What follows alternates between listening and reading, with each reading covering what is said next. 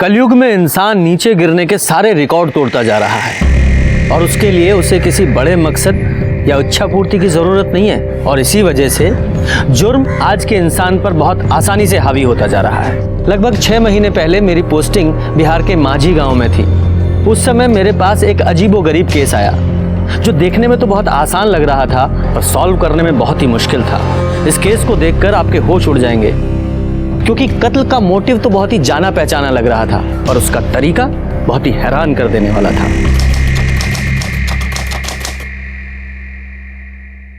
आनंद, हम तुमको कह रहे हैं, हम दोनों भागकर शादी कर लेते हैं। रमा, हम तुमसे प्यार करते हैं, कोई मजाक बात थोड़ी है। तुम्हारे बाबूजी को समझना पड़ेगा ये। मेरे घर वाले सच में कभी नहीं मानेंगे। हम समझाएंगे तुम्हारे पापा को, देखना वो मान जाएंगे। तुम बिल्कुल टेंशन मत लो। अंकल मेरी बात सुनिए, देखिए पापा प्लीज मत मारो आनंद को। हमारी बात सुनिए, हमारी बात। रमा प्लीज पापा प्लीज पापा, मैं और आनंद बहुत प्यार करते हैं। तो आप प्यार का भूत तो हम उतारेंगे, तू घर चल पहले। छोड़िए पापा, चल पूरा खुमारी उतार देगा तुम्हारा। अरे मिश्रा हमारे जूते का औकात नहीं है, उसके बेटे ने ब्याह करेगी, अपना मर्जी चलेगी, अरे जान मार देंगे तुम्हारी। अरे क्या कर रहे हैं आप? अरे ये जो की तो की, आप भी कोनो अच्छा नहीं कर रहे हैं, आप भी तो गलती कर रहे हैं ना। अरे जवान बिटिया को बड़े बाजार में बेइज्जत करते हुए खींचते हुए घर से ला रहे हैं। अरे गलती हो गई कि घसीट कर लेकर आए, मार कर लाना चाहिए था, अक्ल ठिकाने आती है। काबे हमरा लौंडा होके पिट के आए, शर्म नहीं आए तुमको? हैं? इसको दावा बोल रही हो तुम?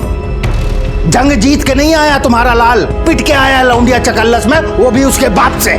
साला खुद का इज्जत तो है नहीं, हमारी इज्जत पे मुंह दिए। अबे मेमना बने का बेटा, तुमसे बतिया रहे हैं, कहा नहीं ये खींच के दो झापड़ू सिला को। बाबूजी हम उनको कैसे मारते? हम रमा से इतना प्यार करते हैं तो उनके पापा पे कैसे हाथ उठाते? कैसे प्यार का भूत हम उतार के आएंगे। चल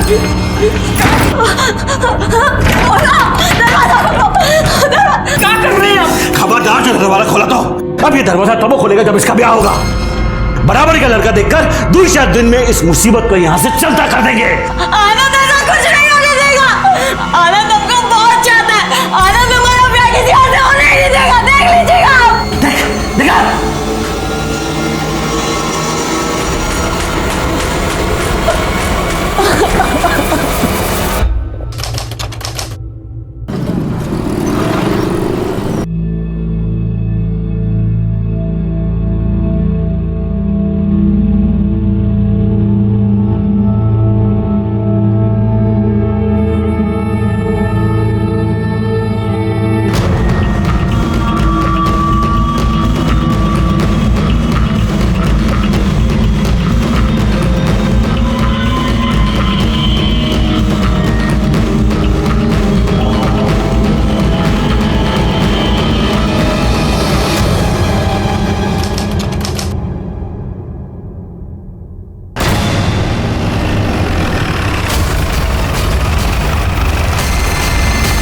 आप लोग हटिए, पीछे ही आप लोग जाओ, आसपास चेक करो, कुछ मिलता है क्या? सर, ये बॉडी सबसे पहले किसने देखा था? हमने सर। सुबह को यहाँ से हम जा रहे थे तो देखे लड़की का लाश पड़ा हुआ है। कहाँ रहते हो? यही बगल के गांव में। सर देख के तो लगता है लड़की 20 या 25 साल की होगी। पीठ पे और सर पे चोट के निशान भी है। सर आसपास ऐसा कुछ भी नहीं मिला जिससे इसकी पहचान हो सके, ना पर्स और ना ही कोई मोबाइल। मतलब कातिल यही चाहता था। अरे जरा पलटो।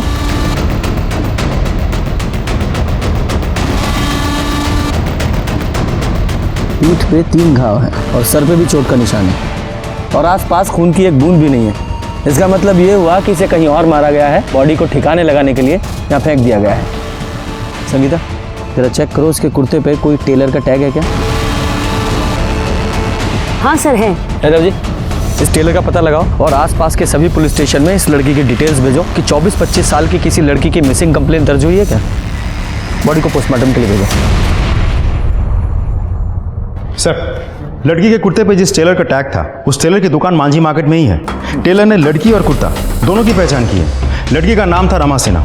लड़की रेगुलर कस्टमर थी, इसीलिए टेलर की रिकॉर्ड बुक से हमें उसका फ़ोन नंबर और एड्रेस मिला था। जब हमने फ़ोन किया तो फ़ोन स्विच ऑफ मिला। फिर हम उस एड्रेस पे पहुंचे, लेकिन घर पे ताला लगा हुआ था सर। आस पड़ोस में पूछताछ करके हमें पता चला कि पिछले कुछ दिनों से वो लोग वहाँ दिखे नहीं, गाड़ी भी नहीं है, शायद बाहर कहीं गई है सर। जब पूरी फैमिली बाहर गई थी तो रमा उनके साथ क्यों नहीं गई? हो सकता है वो अपने ससुराल में हो। सर उसकी तो शादी नहीं हुई थी, ससुराल में होने का तो सवाल ही पैदा नहीं होता। नहीं यादव जी, ये देखिए, रमा की मांग में सिंदूर। लेकिन सर आस पड़ोस में पूछताछ करके हमें पता चला था कि शादी हुई नहीं थी। यादव जी, शादी तो हुई थी, लेकिन शायद लोगों को नहीं पता था कि वो शादीशुदा है, और शायद यही उसकी मौत का भी कारण हो। यादव जी, ये रमा के सारे कॉल रिकॉर्ड्स और फ़ोन लोकेशंस निकालिए, और इस सिन्हा फैमिली की जितनी हो सके उतनी डिटेल्स निकालो। हम तो रमा को बहुत सीधी सादी मानते थे। अरे सीधी सादी स्कूल टीचर थी, पर ये सुना था कि कोई आनंद मिश्रा के साथ उसका चक्कर भी चल रहा है। और थोड़े दिनों पहले ये भी सुना था कि दोनों परिवारों में घमासान हुआ था। सुना था लाठी तलवार भी भाजी गई थी, वो भी बीच बाजार में। सर हमको रमा की पर्सनल लाइफ से क्या लेना देना। हम तो इतना बोल सकते हैं कि वो बहुत ही अच्छी और मेहनती टीचर है, ना किसी से दोस्ती ना किसी से बैर, बस अपने काम से काम रखने वाली।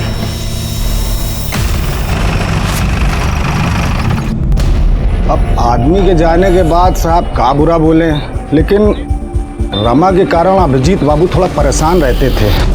2 दिन हो गए साहब, उनका कुछ पता ही नहीं कहाँ चले गए। उनका फ़ोन लगाओ तो ना उनका फ़ोन लगता है ना उनके बेटे का फ़ोन लगता है। माल आया पड़ा है साहब, पेमेंट करनी है साहब। 2 दिन से बहुत परेशान है, कहाँ गए कुछ मालूम ही नहीं है।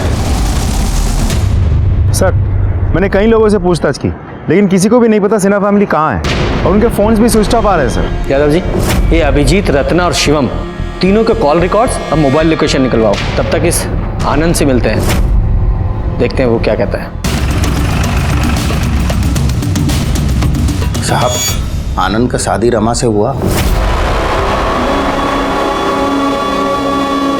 उसके बाद रमा अपनी अम्मा के घर गई आशीर्वाद लेने। एक बार को हम अपनी अम्मा से मिलना चाहते हैं। फिर लौटी नहीं साहब। आप ही सोचिए साहब, हमरे बिटुआ पे का गुजरी होगी। अरे बौरा गया है साहब एकदम। अपने बेटे को बुलाइए, उससे बात करनी है हमें। अरे क्या बात करिएगा साहब, उससे होश ही नहीं है उसको। दिन रात रमा के घर के चक्कर लगाता रहता है। कह रहा था कि उसके परिवार वाले रमा को जबरदस्ती ले गए हैं और दूसरा ब्याह कर देंगे उसका। यह पॉसिबल नहीं है, रमा का मर्डर हो गया है। मर्डर? अरे कहा होगा हमारे बिटवा, लेकिन कौन मर्डर किया साहब उसका? फिलहाल तो हमें नहीं पता, हो सकता है आपके बेटे आनंद ने किया हो। बुलाओ उसे। अरे साहब बुलाएंगे तो तब ना जब वो घर पे होगा, आता ही नहीं है घर पे। यादव जी, हमें अब सबके फ़ोन नंबर्स चाहिए, और एक बार आपका बेटा घर लौटा है तो पुलिस स्टेशन भेज दीजिएगा। ठीक है साहब।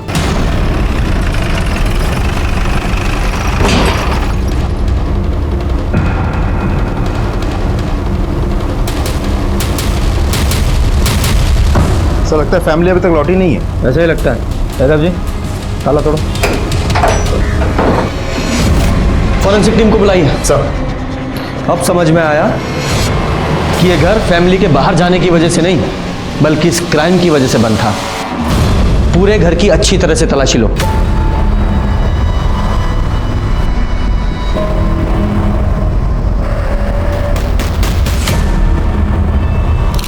सर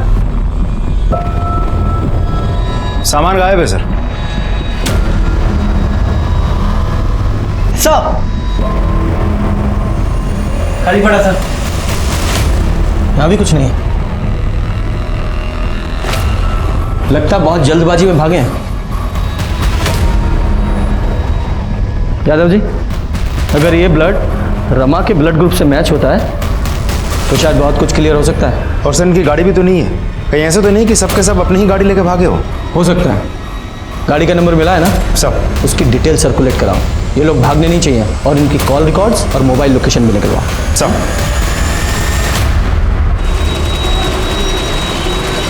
यादव जी। जी सर। ये सिन्हा फैमिली की कार का कुछ पता चला? नहीं सर, हमने सारे टोल नाका और चेक नाका पर उस गाड़ी की डिटेल्स भेज दी है, लेकिन हमें नहीं लगता सिन्हा फैमिली ने स्टेट बॉर्डर क्रॉस किया हुआ। अगर किया होता तो हम तक इन्फॉर्मेशन पहुंच जाती सर। कहीं ऐसा तो नहीं कि सिन्हा फैमिली कहीं छुप के बैठी हो, वरना कार गई कहाँ? सर सिन्हा फैमिली के घर पे जो ब्लड मिला था उसकी फॉरेंसिक रिपोर्ट। यादव जी, सब ये जो सिन्हा फैमिली के घर पे जो ब्लड मिला है ये तो रमा का ही है। इसका मतलब रमा का पहले घर में खून किया गया और बाद में उसकी बॉडी को ठिकाने लगाने के लिए फेंक दिया गया। लेकिन सर खून किया किसने?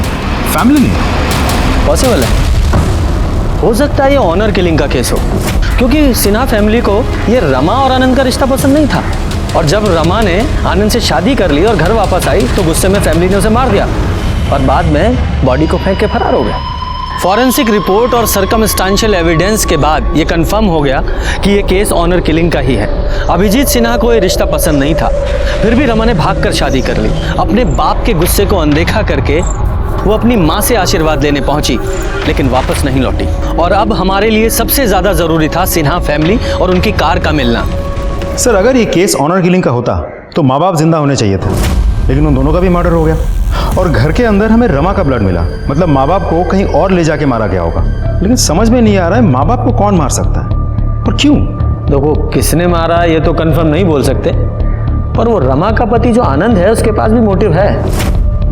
उसका कुछ पता चला? नहीं सर, लेकिन वो जब भी घर वापस आएगा या फ़ोन स्विच ऑन करेगा हमें इन्फॉर्मेशन मिल जाएगी। और सर ये अभिजीत सिन्हा का बेटा शिवम सिन्हा वो भी तो गायब है, तो ऐसा भी तो हो सकता है कि तीनों मर्डर्स उसी ने किया हो और गाड़ी लेके फरार हो गया हो।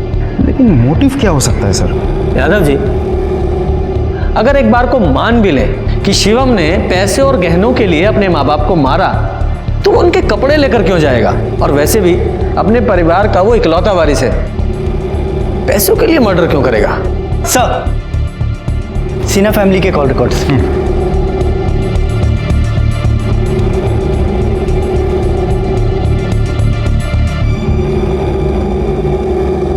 क्या है कॉल रिकॉर्ड्स में Yadav ji? Sir mobile location के मुताबिक अभिजीत और रत्ना का मोबाइल 11 जून की शाम 7 बजे स्विच ऑफ हुआ था घर के बगल में, जबकि शिवम का फोन 12 तारीख को सुबह 7 बजे स्विच ऑफ हुआ और रमा का फोन सुबह 8 बजे, मतलब 1 घंटे बाद। सुबह 8 बजे, यानी रमा जब अपनी माँ से मिलने आई थी तब। मतलब अभिजीत और रत्ना का मर्डर 11 तारीख की रात को हुआ और रमा का मर्डर हुआ 12 तारीख को अगले दिन सुबह 8 बजे शायद। बाकी पोस्टमार्टम रिपोर्ट से पता चल जाएगा क्या आता है, देखते हैं। ये सिन्हा फैमिली की डिटेल्स पता की थी ना, शिवम की क्या डिटेल्स है? कुछ खास नहीं सर, क्योंकि शिवम बहुत ही रिजर्व टाइप का आदमी है। उसके फ्रेंड्स दोस्त यार वगैरह है नहीं कोई, और दोस्त के नाम पे एक ही है, अजय कुशवाहा। अजय कुशवाहा, बुलाइए उसे। दोस्त है, कुछ तो राज पता होगा ही। सर शिवम का कभी उसके पापा से बना ही नहीं। अंकल सोचते थे वो उनका बिजनेस देखेगा, पर शिवम का मन मुंबई जाकर सेटल होने का था। और जैसे हमने उसको बताया कि हम मुंबई जा रहे हैं तो वो तुरंत अपना प्लानिंग बना लिया मुंबई जाने का। तो अब वो कहाँ है? मुंबई में? नहीं, मुंबई तो वो कल हमारे साथ जाने वाला था। 2 दिन से उसका फ़ोन मिला रहा है लेकिन नंबर स्विच ऑफ बता रहा। अब पता नहीं वो जाएगा कि नहीं, कहाँ है वो, हमको तो कुछ समझ में नहीं आ रहा। अब हम तो कल मुंबई निकल जाएंगे, अब वो अपना देखे। अपना ये मुंबई का टिकट कैंसिल करा लो। मतलब जब तक शिवम नहीं मिल जाता तुम कहीं नहीं जा रहे हो, और जैसे वो तुमसे कांटेक्ट करने की कोशिश करेगा तुरंत हमें बताओगे। जी सर। ये मुंबई जाने वाले सभी रास्तों की सीसीटीवी फुटेज चेक कीजिए, हो सकता है शिवम की कार कहीं दिखे। शिवम का फोन अभी मांझी में एक्टिवेट हुआ है। जिस आदमी को हम मुंबई तक ट्रेस करने की कोशिश कर रहे हैं वो यहाँ मांझी में बैठकर हमें बेवकूफ़ बना रहा है। यादव जी, इस शिवम की लोकेशन ट्रेस करो और इससे पहले कि ये दोबारा हमारे हाथ से निकले उठा कर लाइए उसे। लोकेशन तो यही दिखा रहा है। आगे? जी सर, मैं फॉलो करता रहूँ। सर लोकेशन के हिसाब से तो यही जगह है। कौन लगाओ? सर इस घर से निकला।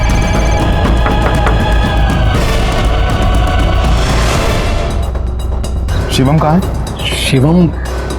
कौन शिवम साहब? हमको नहीं पता। तुम्हारा नाम क्या है? गोपाल। फोन लगाओ। घंटी की आवाज आ रही है अंदर से, फोन तुम्हारा है? लेके आओ फोन। बात सुनिए सबको।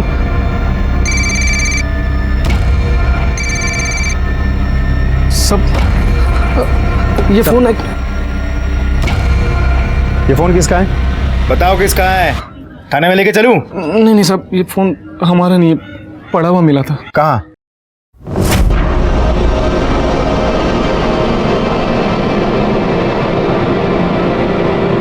जय माता दी। बैटरी खत्म हो गई तो मोबाइल बंद पड़ गया और हम भी चार्ज नहीं किए। फिर सब जब 2-3 दिन हो गए तो हम मोबाइल चार्ज किए। आज ही ऑन किया था साहब कि आप सब माफ़ी दे दो साहब, गलती हो गई। ठीक है। ये फ़ोन कहाँ मिला था तुम्हें? वो बजाज रोड नंबर 3 पे साहब। Bajaj road number 3? ये अभिजीत सिन्हा का घर वही है ना? जी सर।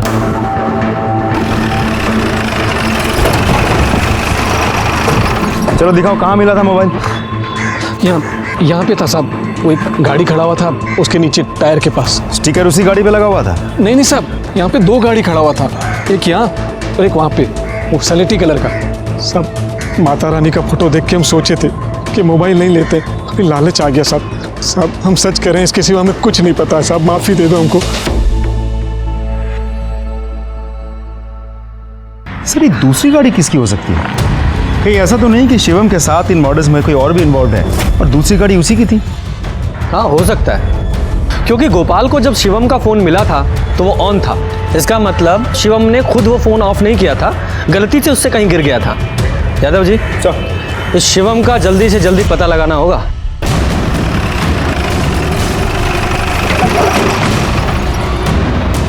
तुम उधर देखो।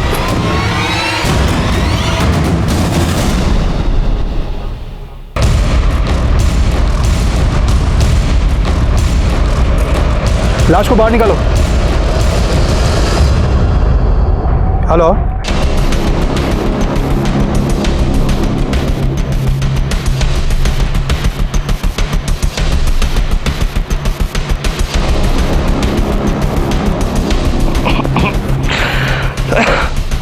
यादव जी बॉडी जिस तरह से डिकम्पोज हुई है उसे देखकर लगता है कि इसकी मौत 6-7 दिन पहले ही हो चुकी है। बॉडी पर कोई घाव का निशान भी नहीं है, मतलब किसी अलग तरीके से मारा गया है।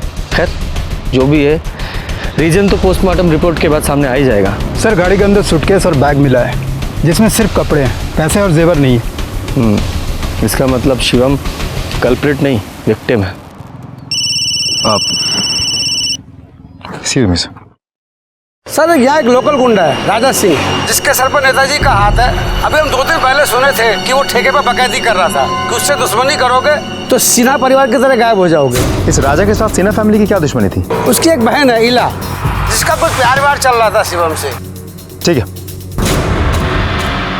सर, लगता है सिन्हा फैमिली का मर्डर मिल गया। इस बार तो गठबंधन पार्टी लेकर रहेगी। राजा कहाँ है? पता नहीं साहब। सर्च करो।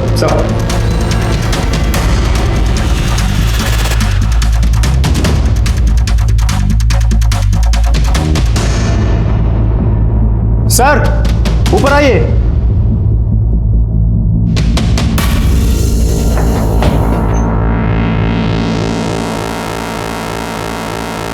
कौन है आप? समय इला। राजा की बहन। तो बताइए राजा कहाँ है? सब मुझे नहीं मालूम। भाई को बचाने के लिए झूठ बोल रही हो? जिसने मेरी जिंदगी बर्बाद की है उसे बचाने का कोई शौक नहीं है मुझे। मतलब? वो चाहता था कि हम अपनी जिंदगी उसके तरीके से जिए। शिवम सिन्हा नाम के लड़के से प्यार करती हूँ मैं। जब ये बात उसे पता चली तो उसने हंगामा कर दिया। जब मैं प्रेग्नेंट हुई तो जबरदस्ती मेरा बच्चा गिरवा दिया। इतने से भी नहीं माना वो। और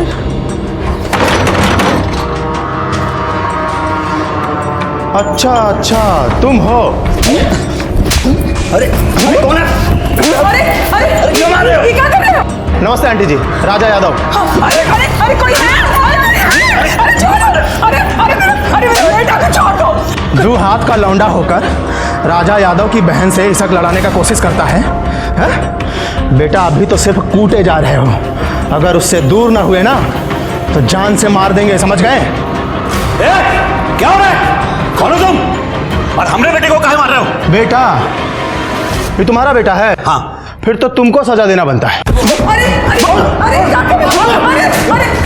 हम पुलिस को बुलाएंगे, हम छोड़ दो। शर्म नहीं आता है तुमको ऐसा नालायक बेटा पैदा करते हुए? लौंडा होके पिट के आया, शर्म नहीं आया तुमको? हैं? इकलौता हुआ पोत रही हो तुम। जंग जीत के नहीं आया तुम्हारा लाल, पिट के आया लौंडिया चकल्लस में, वो भी उसके बाप से। साला खुद का इज्जत तो है नहीं, हमारी इज्जत पे मुंह दिए। अबे मेमना बने का बेटा, तुमसे बतिया रहे हैं। कहा नहीं ये खींच के दो झापड़ू सिरा को। बाबूजी हम उनको कैसे मारते? हम रमा से इतना प्यार करते हैं। लड़की के कुर्ते पे जिस टेलर का टैग था, उस टेलर की दुकान मांझी मार्केट में ही है। टेलर ने लड़की और कुर्ता दोनों की पहचान की है। लड़की का नाम था रमा सिन्हा। लड़की रेगुलर कस्टमर थी, इसीलिए टेलर की रिकॉर्ड बुक से हमें उसका फ़ोन नंबर और एड्रेस मिला था। जब हमने फ़ोन किया तो फ़ोन स्विच ऑफ मिला। फिर हम उस एड्रेस पे पहुंचे, लेकिन घर पे ताला लगा हुआ था सर। आस पड़ोस में पूछताछ करके हमें पता चला कि पिछले कुछ दिनों से वो लोग वहाँ दिखे नहीं, गाड़ी भी नहीं है, शायद बाहर कहीं गई है सर। जब पूरी फैमिली बाहर गई थी तो रमा उनके साथ क्यों नहीं गई? अब आदमी के जाने के बाद साहब का बुरा बोले, लेकिन रमा के कारण अभिजीत बाबू थोड़ा परेशान रहते थे। 2 दिन हो गए साहब, उनका कुछ पता ही नहीं कहाँ चले गए। उनका फ़ोन लगाओ तो ना उनका फ़ोन लगता है, ना उनके बेटे का फ़ोन लगता है। माल आया पड़ा है साहब, पेमेंट करनी है साहब। 2 दिन से बहुत परेशान है, कहाँ गए कुछ मालूम ही नहीं है। अपने बेटे को बुलाइए, उससे बात करनी है हमें। अरे क्या बात करिएगा साहब उससे, होश ही नहीं है उसको। दिन रात रमा के घर के चक्कर लगाता रहता है। कह रहा था कि उसके परिवार वाले रमा को जबरदस्ती ले गए और दूसरा ब्याह कर देंगे उसका। यह पॉसिबल नहीं है, रमा का मर्डर हो गया है। मर्डर? अरे कहा होगा हमारे बिटवा का, लेकिन कौन मर्डर किया साहब उसका? फिलहाल तो हमें नहीं पता, हो सकता है आपके बेटे आनंद ने किया हो। सर अगर ये केस ऑनर किलिंग का होता तो माँ बाप जिंदा होने चाहिए थे, लेकिन उन दोनों का भी मर्डर हो गया। और घर के अंदर हमें रमा का ब्लड मिला, मतलब माँ बाप को कहीं और ले जाके मारा गया होगा। लेकिन समझ में नहीं आ रहा है माँ बाप को कौन मार सकता है और क्यों? देखो किसने मारा ये तो कंफर्म नहीं बोल सकते, पर वो रमा का पति जो आनंद है उसके पास भी मोटिव है।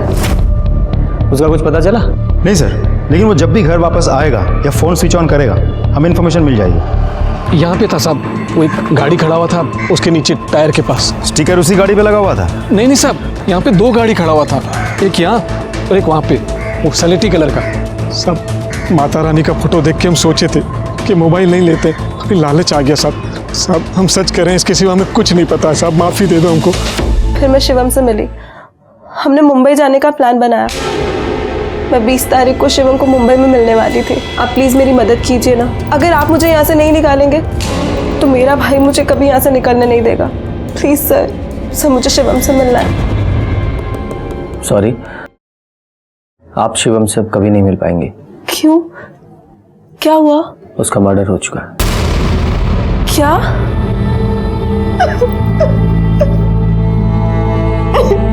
संगीता,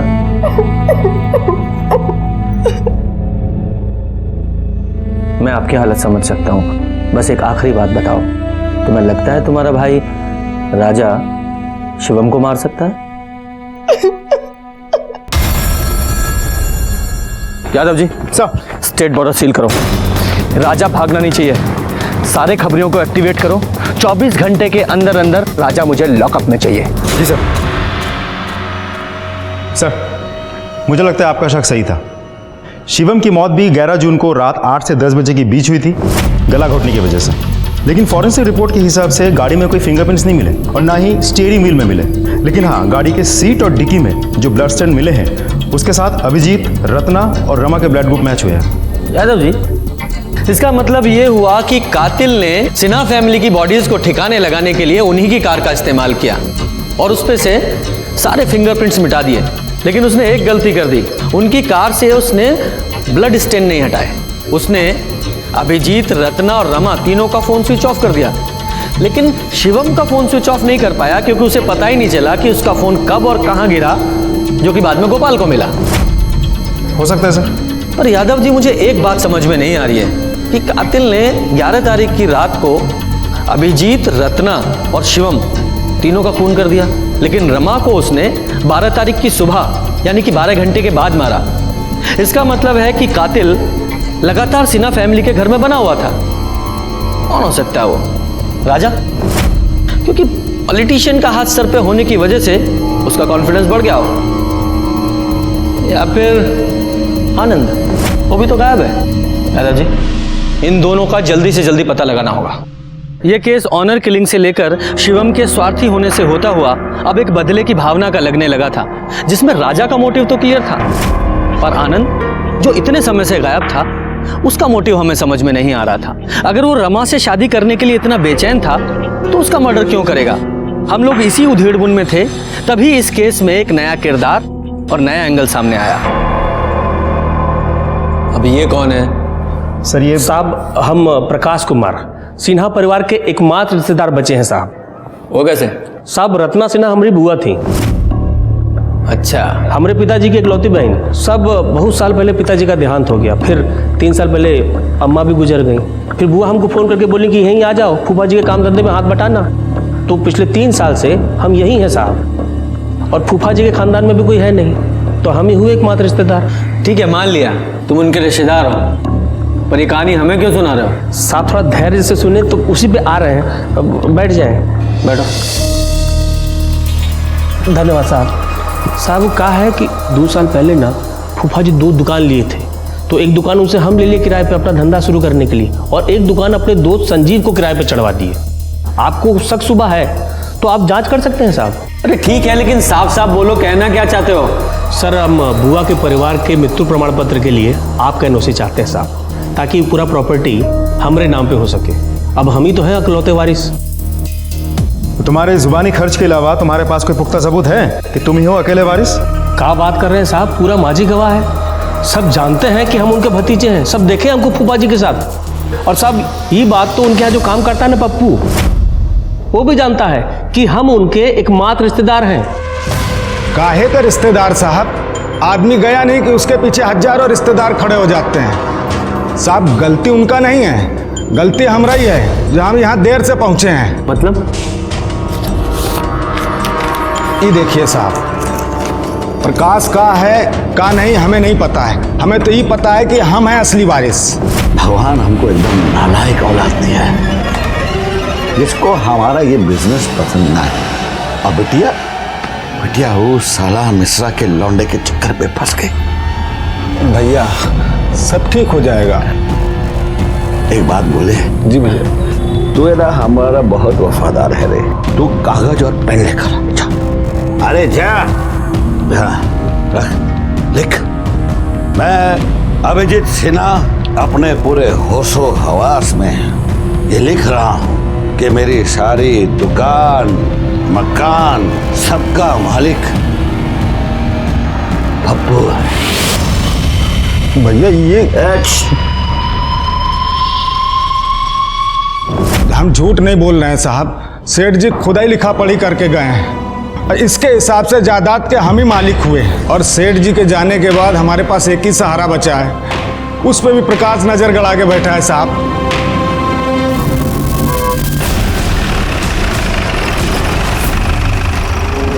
सेठ जी भले आदमी थे साहब, प्रकाश ने दुकान किराए पे दिलाया था। प्रकाश तो तुम्हारा दोस्त है ना, तुम्हें तो पता ही होगा कि वो अभिजीत सिन्हा की प्रॉपर्टी पे क्लेम कर रहा है कि वो उनका अकेला वारिस है। सारी प्रॉपर्टी उसे ही मिलनी चाहिए। क्या हुआ, कुछ प्रॉब्लम है? कुछ कहना है इस बारे में? हेलो, हाँ ठीक है, तुम नजर रखो, हम पहुंचते हैं। सर राजा का पता चल गया।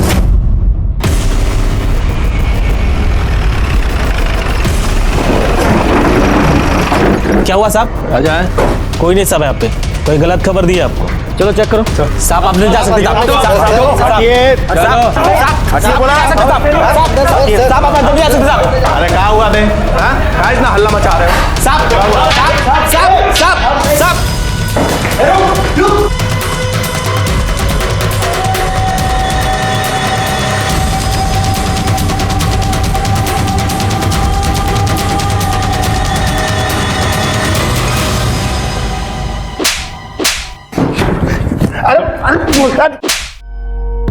हम सच कह रहे हैं, हमने कुछ नहीं किया, हमने किसी को नहीं मारा है। जब तूने कुछ किया ही नहीं है तो भाग क्यों रहा था? अरे वो इला के चक्कर में हम शिवम और उसके परिवार वालों को धमकाए थे कि वो इला से दूर रहे, और फिर जब सिन्हा परिवार गायब हो गया तो हम भी ऐसे झूठ में हेकड़ी झाड़ दिया कि सब हमने किया है। देखिए दरोगा जी, जब आपको लाश मिला ना, हम डर गए कि बेकार में हम धरे जाएंगे, बस इसीलिए भाग रहे थे। हम कैसे मान लें कि तुम सिर्फ हेकड़ी झाड़ रहे थे? तुमने किसी का मर्डर नहीं किया? अरे 11 तारीख को तो हम मांझी में थे ही नहीं। नेताजी का जन्मदिन था 3 दिन के बाद, पोस्टर बनवाने के लिए पटना गए थे। 12 तारीख को देर रात लौटे हैं। यादव जी। जी सर। इस राजा की एलिबाई चेक करो, इसके सारे कॉल रिकॉर्ड्स निकालो और उसकी फोन की लोकेशंस भी। नमस्कार सर। नमस्कार सर, आपसे कुछ बात करना था। बोलिए। वो हमारा बेटा है ना आनंद, वो वापस आ गया है, तो आपसे भेंट करवाना था उसका। जाना आना यहाँ, बताओ सर को। नमस्ते साहब। सर, हमारा नाम आनंद मिश्रा है, हम रमा के पति हैं। और चूंकि सर हमारे बाद इस परिवार में और कोई बचा नहीं है, तो कानूनन हमारे ससुर की सारी संपत्ति पर हमारा हक बनता है। आप तो जानते हैं सर, कानून के हिसाब से जब पत्नी का देहांत हो जाता है तो सब कुछ पति का ना हो जाता है। और पत्नी के मायके में कोई है नहीं सर, तो अगर इसको इसका हक मिल जाता सर तो बस। हाँ, बीवी मरी तो गायब हो गए और आज अचानक प्रॉपर्टी का क्लेम करने आ गए। कहाँ गायब थे अब तक? और अपना फोन स्विच ऑफ क्यों किया था? सर, रमा के गुजर जाने के बाद हम किसी से मिलना नहीं चाहते थे और ना ही किसी से बात करना चाहते थे, इसीलिए हमने अपना फ़ोन स्विच ऑफ कर दिया था और बिना किसी को कुछ बताए हम पटना चले गए थे अपने दोस्त के पास। एकदम ऐसा ही बोल रहा है सर, एकदम ऐसा ही बोल रहा है। अब सर इसको इसका हक मिल जाता तो हम। आप लोगों के अलावा 2 और हैं जो अभिजीत सिन्हा की प्रॉपर्टी पे अपना हक जता रहे हैं, प्रकाश और पप्पू, और आप हैं तीसरे। कान खोल के सुन लीजिए, जब तक ये केस सॉल्व नहीं हो जाता किसी को कुछ नहीं मिलने वाला है। और रही बात हक की, तो पहले साबित कीजिए कि शादी हुई भी है या नहीं, वो भी मैरिज सर्टिफिकेट के साथ। जाइए सबूत लेकर आइए, जाइए। नमस्कार। चलो बेटा, हक की बात करने आ गए यादव जी। इससे पहले कि मर्डर केस से ज्यादा प्रॉपर्टी क्लेम का केस बने, हमें इसे जल्दी से जल्दी सॉल्व करना होगा। पता लगा रोज एक वारिस हमारा दिमाग खराब करने आ रहा है। देखो ना क्या जमाना आ गया है, जब पूरा परिवार मरा तो कोई कंधा देने वाला नहीं था, और अब देखो रोज एक नया आदमी हिस्सा मांगने आ रहा है। घोर कलयुग है। सर, हैंडराइटिंग एक्सपर्ट के हिसाब से पप्पू के लेटर पे अभिजीत की ही साइन है। सर, कॉल लोकेशन के मुताबिक राजा 11 जून की सुबह से लेकर 12 जून रात के 11 बजे तक पटना में ही था। सर, जिस तरह के काम राजा करता है उसके लिए कोई बड़ी बात नहीं है कि हमें गुमराह करने के लिए अपने फ़ोन को किसी दूसरे लोकेशन पे छोड़ दे। यादव जी, मुझे नहीं लगता कि राजा को यह सब करने की ज़रूरत है। कुछ समझा नहीं सर? समझाता हूँ। ये देखो, ये राजा अगर शिवम को मारता तो तभी मारता जब इसकी बहन इला प्रेग्नेंट थी। अगर मान भी ले कि राजा ने शिवम को मारा है तो इसके माँ बाप को क्यों मारेगा? और वैसे भी हमने पटना में उसकी एलिबाई चेक किए ना, 11 से 12 जून के बीच वो पटना में ही था। नहीं नहीं नहीं, ये राजा तो कातिल नहीं हो सकता।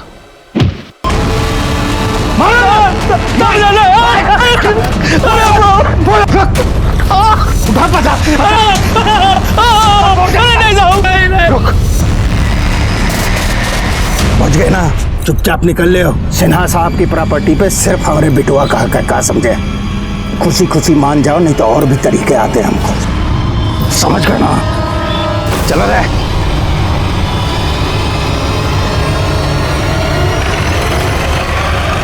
देखो अनुज, मेरा केस की वजह से वैसे ही दिमाग खराब है, ऊपर से तुम ये उल्टी बात कर रहे हो। अगर मैंने कहा है इंटरव्यू के लिए जाना है तो मतलब जाना है। जाओ, तुम्हारे इंटरव्यू की पूरी रिपोर्ट लूंगा मैं, समझे तुम? हाँ, रखो अब। सर, संजीव झा ने कल रात को सुसाइड कर लिया। क्या? हमारा लौंडा होके पिट के आया, शर्म नहीं आया तुमको? हैं? इसको बताओ, बोल रही हो तुम? जंग जीत के नहीं आया तुम्हारा लाल, पिट के आया लौंडिया चकल्लस में, वो भी उसके बाप से। साला खुद का इज्जत तो है नहीं, हमारी इज्जत पे मुंह दिए।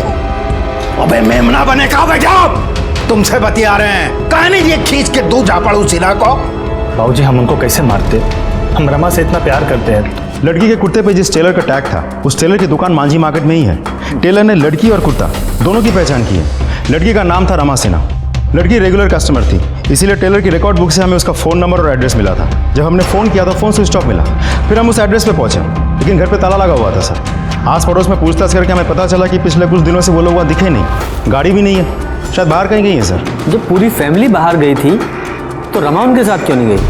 अब आदमी के जाने के बाद साहब का बुरा बोले, लेकिन रमा के कारण अभिजीत बाबू थोड़ा परेशान रहते थे। 2 दिन हो गए साहब, उनका कुछ पता ही नहीं कहाँ चले गए। उनका फ़ोन लगाओ तो ना उनका फ़ोन लगता है, ना उनके बेटे का फ़ोन लगता है। माल आया पड़ा है साहब, पेमेंट करनी है साहब। 2 दिन से बहुत परेशान है, कहाँ गए कुछ मालूम ही नहीं है। अपने बेटे को बुलाइए, उससे बात करनी है हमें। अरे क्या बात करिएगा साहब, उससे होश ही नहीं है उसको। दिन रात रमा के घर के चक्कर लगाता रहता है।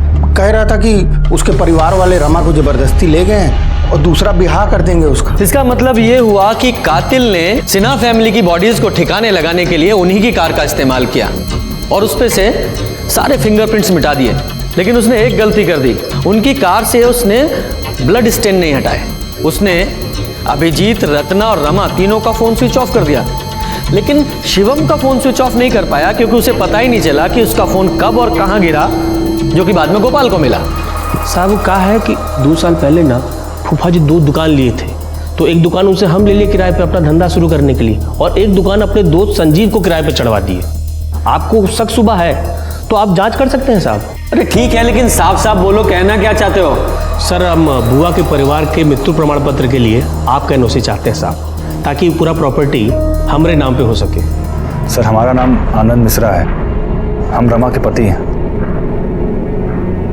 और चूंकि सर हमारे बाद इस परिवार में और कोई बचा नहीं है तो कानूनन हमारे ससुर के सारी संपत्ति पर हमारा हक बनता है।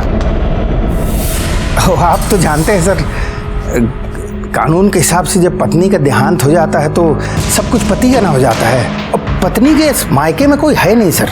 तो अगर इसको इसका हक मिल जाता सर तो बस। सर जिस तरह के काम राजा करता है उसके लिए कोई बड़ी बात नहीं है कि हमें गुमराह करने के लिए अपने फ़ोन को किसी दूसरे लोकेशन पे छोड़ दे। यादव जी, मुझे नहीं लगता कि राजा को यह सब करने की जरूरत है।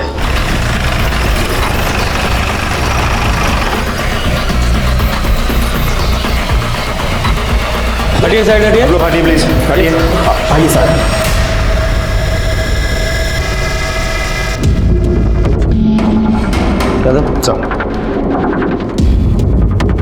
बॉडी को सबसे पहले किसने देखा? हमने देखा था साहब, हम इनके घर में दूध पहुंचाते हैं। 3 महीने का उधार था साहब, सोचा इस बार पैसा लेकर ही लौटेंगे। बहुत देर से दरवाज़ा खटखटाए रहे पर दरवाज़ा नहीं खुला साहब। तब हमने खिड़की से झांक कर देखा साहब, तो हमने इनको लटका हुआ देखा। हमने मकान मालिक को फ़ोन किया और बाद में आपको भी कॉल किया साहब। एम्बुलेंस को कॉल करो। सर शराब पी रखी थी इसने, दिखाओ। तो शायद शराब के नशे में इसने आत्महत्या कर ली है। ऐसा ही लगता है। इन सबको फॉरेंसिक के लिए भेजो। Yadav ji sir, postmortem report जल्दी से जल्दी चाहिए।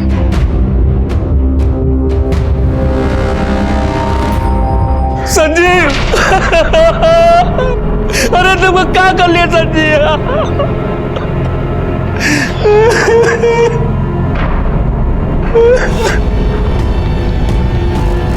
ये संजीव तुम्हारा दोस्त था ना?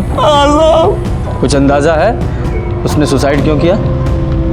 काम धंधा नहीं चल रहा था साहब, बहुत दुखी रहता था। हमसे जितना बन पड़ा साहब हम किए। साहब दुखी तो था ही, दारू का लत लगा लिया। और साहब एक ही दोस्त था साहब, देखिए खुद का जान ले लिया दारू के नशे में, वो भी चला कहा किया संजीव? आपको क्या लगता है सर, सच में सुसाइड किया है या बात कुछ और ही है? यादव जी, इस प्रकाश कुमार और संजीव झा की पूरी डिटेल्स निकालो। सर पोस्टमार्टम रिपोर्ट के मुताबिक संजीव की मौत रात 10 से 11 बजे के बीच हुई थी, दम घुटने की वजह से, ना कि फांसी लगाने की वजह से। और संजीव के कॉल रिकॉर्ड्स के मुताबिक मरने से 12 घंटे पहले तक उसने प्रकाश को 1 नहीं 2 नहीं बल्कि पूरे 15 कॉल्स किया है। और मरने से 1 घंटे पहले भी उसने प्रकाश को ही आखिरी बार कॉल किया था। और मर्डर के वक्त प्रकाश के मोबाइल की लोकेशन संजीव के घर की है। यादव जी ये देखिए, सिर्फ प्रकाश के मोबाइल की लोकेशन नहीं, ये आनंद के मोबाइल की लोकेशन भी मर्डर के वक्त संजीव के घर के पास ही की बता रहा है। हो ना हो, खूनी इन दोनों में से एक है। लेकिन सर संजीव को मारने का मोटिव क्या निकलता है फिर? मोटिव भी ये दोनों ही बताएंगे। उठा के लाओ दोनों को। सर हम सच बोल रहे हैं, हम तो संजीव के घर के पास गए भी नहीं थे। अगर झूठ बोलेगा तो और मार खाएगा। मार से बचना है तो सच बोल। बोल, सच बोल। सर ये सब हम अपनी मर्जी से नहीं कर रहे थे, ये पापा हमको सिखा पढ़ा करके भेज रहे थे। उन्होंने कहा था कि संजीव को जाके बोले कि वो दुकान खाली कर दे। और जब सर ये बात हम बोल कर निकले तब तक वो जिंदा था। और सर उसके बाद हम पप्पू के पास चले गए कि वो प्रॉपर्टी पे क्लेम ना करें। सर अब यकीन मानिए, ये सब पापा हमसे जबरदस्ती करवा रहे थे। हमको कुछ नहीं चाहिए सर, हम तो सिर्फ रमा से प्यार करते थे और वो हमें अब कभी नहीं मिलेगी सर, हम उसे कभी देख नहीं पाएंगे। इसकी हालत देख के तो ऐसा नहीं लगता है किसी का खून कर सकता है, और रमा का तो बिल्कुल नहीं। अब देखते हैं ये प्रकाश क्या बोलता है। वैसे प्रकाश के बारे में मैंने एक चीज नोटिस की थी जो मुझे याद नहीं आ रही, क्या थी वो? क्या? सर अब अच्छे से याद कीजिए, अब तक हम प्रकाश से सिर्फ 2 ही बार मिले हैं। पहली बार जब वो पुलिस स्टेशन आया था डेथ सर्टिफिकेट के लिए हमसे एनओसी लेने, और दूसरी बार जब संजीव ने सुसाइड किया था, हम उसके घर से निकल ही रहे थे और वो वहाँ पहुँचा था। याद आया यादव जी, जब हम प्रकाश से मिलके अपनी गाड़ी की तरफ जा रहे थे तो मैंने नोटिस किया। सर गोपाल, जिसने शिवम का मोबाइल उठाया था और जिसने स्टिकर और ग्रे कलर के गाड़ी के बारे में हमें कहा था, जो मर्डर के दिन अभिजीत सिन्हा की गाड़ी के साथ पार्क की हुई थी। यादव जी, इस प्रकाश की गाड़ी को फॉरेंसिक के लिए भेजो। अब देखते हैं कौन सी कहानी सुनाता है। काहे फंसा रहे हैं साहब? हमारे दोस्त का मर्डर का इल्जाम हम पे लगा रहे हैं। काहे आप लोग को पैसा वैसा चाहिए क्या? तुम्हें फंसाने की जरूरत नहीं है हमें। तुम्हारे खिलाफ बहुत सबूत है हमारे पास। ये नहीं, तुम्हारे फोन कॉल्स की और तुम्हारी फोन लोकेशन की पूरी डिटेल्स। संजीव को मारने से पहले तुमने उससे फोन पे बात की थी ना, फिर अपनी दुकान से उसके घर गए थे ना, वहां आधा घंटा रुके थे, और उसके बाद 8:15 बजे तुम अपने घर गए थे। बोलो, आधा घंटा क्या कर रहे थे वहां? साहब इसमें कौन सा बड़ा बात है साहब, संजीव दोस्त है हमारा, दुखी था, उसका काम धंधा बंद है, सांत्वना देने गए थे। और साहब एक आधा घंटा बाद वापस भी तो आ गए थे। हाँ, कहानी अच्छी है। अब ये भी बता दो, तुम्हारे गाड़ी के पीछे जो ब्लड स्टेन मिले हैं वो किसके हैं? अरे साहब वो तो मुर्गे का खून है साहब। दोस्तों के साथ पार्टी किए थे, 20 किलो मुर्गा कटवाए थे, वही गाड़ी में लेके गए थे साहब। वो मुर्गे का खून नहीं, वो इंसानों का खून है। अभिजीत सिन्हा और रत्ना सिन्हा के ब्लड से मैच करता है वो। सच सच बोलो, वरना यादव जी को बोलेंगे तुम्हारी ऐसी रेल बनाएंगे कि झूठ बोलने लायक नहीं रहोगे। यादव जी बोल। रत्ना बुआ का प्रॉपर्टी हमको मिल रहा था साहब, तो इस संजीव दुकान छोड़ने को तैयार नहीं था। ऊपर से साहब किराया देने के लिए भी मना कर दिया था। बोलता था कि तुमको तो सब फोकट में मिल रहा है, तो काहे दुकान का रेट लगाए हुए हो। और साहब दोस्तों के साथ चिरकुट जैसा बात कर रहा था, तो हमको भी गुस्सा आ गया, तो हम उसके घर पे गए और ऐसा दिखाए कि जैसे हम उसका बात मान लिए। हमको मालूम था कि तुम हमारी परेशानी जरूर समझोगे।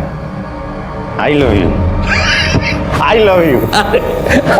नहीं, ये तो हमें समझ में आ गया कि तूने प्रॉपर्टी के लिए मारा, लेकिन सिन्हा फैमिली को मारा कैसे? वो लोग बार बार बोल रहे थे कि किराया भरो नहीं तो चलते बनो। अब साहब अपने सगे भतीजे के साथ ऐसा कोई करता है क्या? दुकान खाली करो का धमकी सुन सुन के ना उपटा गए थे एकदम। तो हम सोचे कि मार डालेंगे, तो फिर हम फूफा जी को फोन किए और कहे कि किराया देने के लिए हम घर पे आ रहे हैं। देखो, हमको 6 महीने का पूरा किराया चाहिए, कौन बहाना नहीं। चिंता मत कीजिए फूफा जी, आज के बाद आपको कोनो तकलीफ नहीं होगा। पापा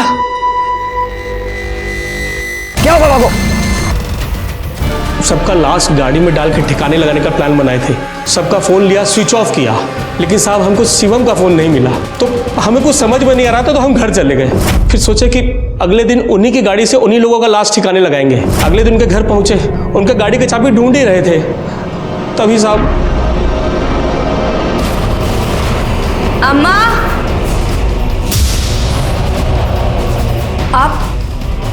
आप दोनों यहाँ क्या कर रहे हैं? और अम्मा पापा कहाँ हैं? वो लोग बाहर की साइड है क्या? सर अब परिवार में कोई बचा नहीं था, तो हमको लगा कि सब हमको ही मिलेगा। अब प्रॉपर्टी पे हक तो तुम्हें मिलने से रहा। हाँ, जिस सजा के तुम हकदार हो वो जरूर तुम्हें मिलेगी। जैसे अच्छे कर्मों का फल देर से ही सही पर मिलता है, उसी तरह जुर्म की और पाप की सजा भी तय है।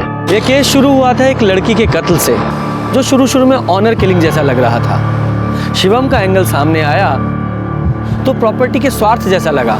राजा का एंगल जब सामने आया तो बदले की भावना से किया गया लगा। और जब सच्चाई सामने आई तो पता चला एक स्वार्थी रिश्तेदार ने प्रॉपर्टी के लालच में अपने ही लोगों के पूरे परिवार को खत्म कर दिया था। इस केस में एक दो नहीं, पूरे 4 बेगुनाह लोग मारे गए थे। कुल मिलाकर ये जरूर समझ में आया कि जुर्म ने दस्तक दी थी। पहली दस्तक तब मिली जब प्रकाश ने अपने रंग बदलने शुरू किए, और दूसरी दस्तक थी संजीव की एंट्री, जब प्रकाश अपने ही जैसे एक मक्कार को ले आया। सच्चाई ये है कि बुरी संगत में कोई भी अच्छा काम नहीं हो सकता। इसलिए मेरा मानना है, जब भी बुरी संगत में पड़ो सतर्क हो जाओ, वरना इस जुर्म की दस्तक हो सकती है। इसी के साथ मैं सीनियर इंस्पेक्टर रंजीत ठाकुर आपसे विदा लेता हूँ। फिर मिलेंगे एक नए केस के साथ। तब तक सतर्क रहिए और देखते रहिए क्राइम पेट्रोल दस्तक। मकसद बताना नहीं, बचाना है। जय हिंद। हमने सर सुबह को यहाँ से हम जा रहे थे तो देखे लड़की का लाश पड़ा हुआ है। कहाँ रहते हो? यही बगल के गांव में। सर देख के तो लगता है लड़की 20 या 25 साल की होगी। पीठ पे और सर पे चोट के निशान भी है। सर आसपास ऐसा कुछ भी नहीं मिला जिससे इसकी पहचान हो सके, ना पर्स और ना ही कोई मोबाइल। मतलब कातिल यही चाहता था। अरे जरा पलटो।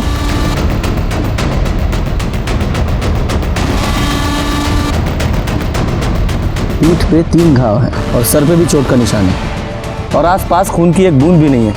इसका मतलब ये हुआ कि इसे कहीं और मारा गया है। बॉडी को ठिकाने लगाने के लिए यहाँ फेंक दिया गया है। संगीता जरा चेक करो, इसके कुर्ते पे कोई टेलर का टैग है क्या? हाँ सर है। यादव जी इस टेलर का पता लगाओ और आसपास के सभी पुलिस स्टेशन में इस लड़की की डिटेल्स भेजो कि 24-25 साल की किसी लड़की की मिसिंग कंप्लेंट दर्ज हुई है क्या। बॉडी को पोस्टमार्टम के लिए भेजो। सर लड़की के कुर्ते पे जिस टेलर का टैग था उस टेलर की दुकान मांझी मार्केट में ही है। टेलर ने लड़की और कुर्ता दोनों की पहचान की है। लड़की का नाम था रमा सिन्हा। लड़की रेगुलर कस्टमर थी, इसीलिए टेलर की रिकॉर्ड बुक से हमें उसका फ़ोन नंबर और एड्रेस मिला था। जब हमने फ़ोन किया तो फ़ोन स्विच ऑफ मिला। फिर हम उस एड्रेस पे पहुंचे, लेकिन घर पे ताला लगा हुआ था। सर आस पड़ोस में पूछताछ करके हमें पता चला कि पिछले कुछ दिनों से वो लोग वहाँ दिखे नहीं। गाड़ी भी नहीं है, शायद बाहर कहीं गई है। सर जब पूरी फैमिली बाहर गई थी तो रमा उनके साथ क्यों नहीं गई? हो सकता है वो अपने ससुराल में हो। सर उसकी तो शादी नहीं हुई थी, ससुराल में होने का तो सवाल ही पैदा नहीं होता। नहीं यादव जी, ये देखिए रमा की मांग में सिंदूर। लेकिन सर आस पड़ोस में पूछताछ करके हमें पता चला था कि शादी हुई नहीं थी। यादव जी शादी तो हुई थी, लेकिन शायद लोगों को नहीं पता था कि वो शादीशुदा है, और शायद यही उसकी मौत का भी कारण हो।